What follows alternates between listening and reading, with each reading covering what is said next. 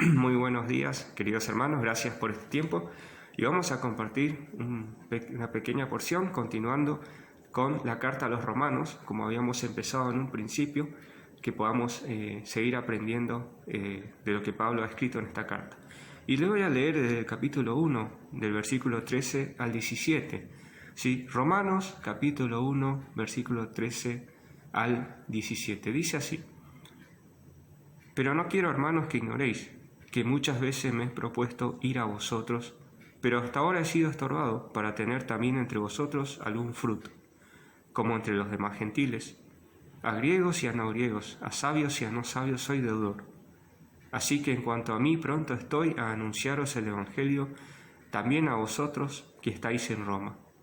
Porque no me avergüenzo del Evangelio, porque es poder de Dios para salvación a todo aquel que cree, al judío primeramente y también al griego. Porque en el Evangelio la justicia de Dios se revela por fe y para fe, como está escrito: mas el justo por la fe vivirá.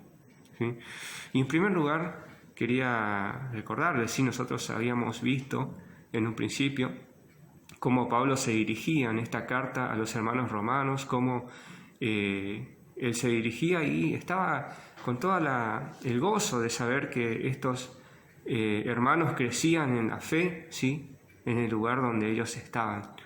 Y él tenía un gran deseo, dice el versículo 13, pero no quiero, hermanos, que ignoréis que muchas veces me he propuesto ir a vosotros. Tenía un gran deseo de estar allí en Roma, porque él tenía ese deseo de poder compartir con estos hermanos, de fortalecerlos en la fe, pero también de que él pueda ser fortalecido en la fe por ese tiempo que pasaba con ellos.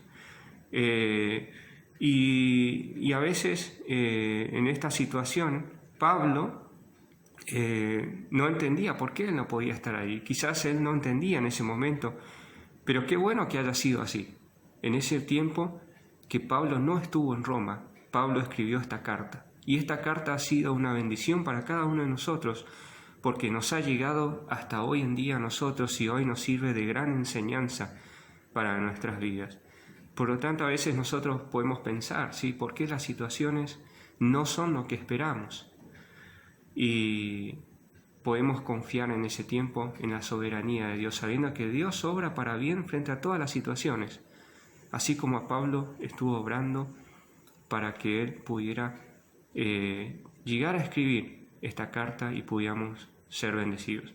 Pero también dice, a griegos y a no griegos, a sabios y a no sabios soy deudor. ¿Sí? ¿Deudor de qué? Deudor de predicar el Evangelio. Pablo tenía este gran compromiso asumido. Sabía de la importancia que era el Evangelio para que otras personas pudiesen creer y pudiesen ser salvos y pudiesen tener la eternidad asegurada.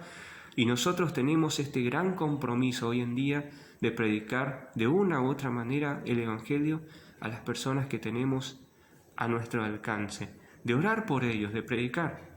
Pero sobre todas las cosas tenemos que asumir este compromiso siempre. ¿Cómo estamos en nuestro compromiso? ¿Cómo estamos hoy frente a esta situación de saber que tenemos un mensaje que no podemos esconderlo? Ojalá que Dios nos ayude siempre a sacar a luz lo que Él nos ha dado. Y también nos habla de que no se avergonzaba del Evangelio, porque no me avergüenzo del Evangelio, porque es poder de Dios para salvación a todo aquel que cree. ¿Sí? ¿Saben qué? Pablo era una persona que estuvo allí en su pasado con el ánimo de poner preso y de matar a los cristianos. Él estuvo luchando en contra de Dios y allí en Hechos capítulo 9 nos relata que cuando él estuvo allí camino a Damasco con el deseo de ir a poner preso a los cristianos en ese lugar, el Señor Jesucristo tuvo que intervenir y se le apareció en el camino, y Pablo en ese momento comprendió que de manera ignorante él estaba luchando en contra de Dios y tuvo que arrepentirse, se arrepintió y se dio cuenta de que realmente la única salvación era a través del Señor Jesucristo y la importancia de esto. Pablo sabía del poder de Dios, sabía del poder transformador. Pablo era un testimonio vivo de lo que Dios puede hacer por medio del Evangelio. Y el Evangelio, sí, de una u otra manera, sea la manera como nosotros podamos transmitir, es poder para que otros puedan creer y puedan llegar a ser salvos. ¿Sí? Yo tengo el testimonio, por ejemplo, de mi hermano que aceptó a Cristo escuchando una radio cristiana, ¿sí? Escuchando la predicación de un pastor. ¿Sí? Ahí en ese tiempo él entendió el mensaje y pudo aceptar a Cristo. Y a través de él, ¿sí?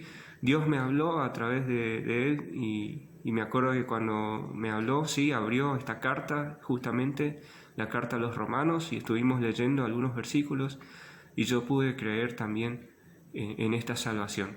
Y ojalá Dios nos ayude, ¿sí? En este día, y esta pequeña reflexión pueda ser de bendición a cada uno de nosotros, este ejemplo de Pablo, ¿sí? Esta carta escrita que nos revela el deseo que él tenía, ¿sí? Vamos a orar para terminar.